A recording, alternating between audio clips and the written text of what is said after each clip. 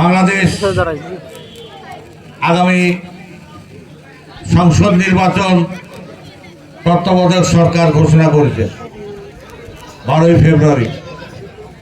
বাংলাদেশের নির্বাচন অন্তর্বর্তী সরকার সুস্থ সুন্দর হওয়ার জন্য বাংলাদেশ জাতীয়বাদী দলের চেয়ারম্যান তারেক রহমান আপনাদের কাছে আবেদন করেছেন। তিনি বলেছেন সুস্থ নির্বাচন করার জন্য আপনারা প্রশাসনের সঙ্গে থাকবেন, প্রশাসনকে সাহায্য করবেন এবং যার যার ভোট শেষে দিবেন, একজন আরেকজনের ভোট দেন এবার নাই। আমরা সুস্থ নির্বাচন চাই এবং সুস্থ নির্বাচনের মাধ্যমে আমরা ক্ষমতা আসতে চাই। সবার ছোট ভাই এবং এই সভায় অন্যান্য নেতৃবৃন্দ, আমার সামনে মা ও বোনেরা, এই পাশে আমার ভাইরা, সবার মধ্যে সালাম, আসসালামু আলাইকুম। নির্বাচনকে কেন্দ্র করে আজকে আপনাদের এই সভা, এই সভাতে আপনারা অনেক কষ্ট করে আসছেন সন্ধ্যার পর থেকে। আমাদেরও আপনাদেরকে ডাকি কথা বলার দরকার। 3,60,000 ভোট, 60,000-এরও বেশি, সবার কাছে তো যাওয়া সম্ভব না। যার কারণে আপনাদেরকে ডাকিছি যে আপনাদের সামনে মত বিনিময় করে দু একটা কথা বলবো। আপনাদের কষ্ট হচ্ছে, রাত্রে বাচ্চা টাচ্চা আছে, রান্না বাড়া আছে, তারপরেও ডাকতে হচ্ছে। সামনে নির্বাচন, আপনাদের 15 বছর 16 বছর পর একটা ভোট দিবেন, এটা আপনাদেরও যেরকম আনন্দ, আমরাও মনে করি আপনাদের আনন্দ ভাগাভাগি করে নিতে চাই আমরা। যাই হোক, আপনারা ভোট দিবেন ধানের শীষে। এবং কুটির শিল্পর কথা বলেছেন, আমার এক ভাই বলেছেন কুটির শিল্প মহিলারা যদি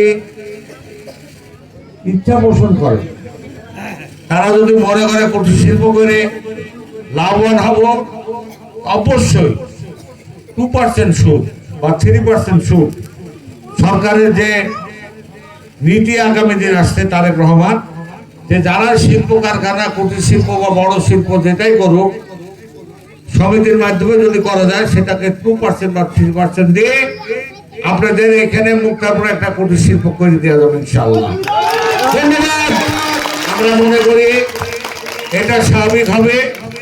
আর ইতিমধ্যে আপনারা শুনেছেন, আপনাদের মেয়র, সাবেক মেয়র বলেছে যে রাস্তা এবং ড্রেনের অলরেডি টেন্ডার প্রক্রিয়া, এটা হলে আগামী মে জুন মাসের মধ্যে এটা হয়ে যাবে, এটার সমস্যা থাকবে না। এখন আপনারা কি করবেন, আমরা কি করব, এই বিষয়গুলা কথা বলার দরকার। আপনার ছেলেরা আছে বেকার সমস্যা নিয়ে পড়ে আছে, সেই সমস্যার কথা আপনাদেরকে তুলে ধরতে হবে। এই সমস্যার জন্য আপনার ছেলে মেয়েরা বিএ পাস, এমএ পাস করে 4 বছর 5 বছর বসে আছে, বাড়িতে কোনো চাকরি নাই, বাকরি নাই। এদের চাকরি দেওয়ার ব্যবস্থা করেছে তারেক রহমান সাহেব। 1 কোটি মানুষ, 1 কোটি মানুষের কর্মস্থানে 1.5 বছরের মধ্যে দিতে চাইছে, আর কৃষিকাজ করে দিতে চাইছে। আমার সাথে একজন ডাক্তার ছিল, রাজশাহী মেডিকেল কলেজের ছাত্র দলের সেক্রেটারি, এখন নাই, চলে গেছে। উনি থাকলে অনেক কথা বলতো। প্রত্যেকটা উপজেলায়, প্রত্যেকটা ইউনিয়ন পৌরসভায় একটা করে অ্যাম্বুলেন্স থাকবে।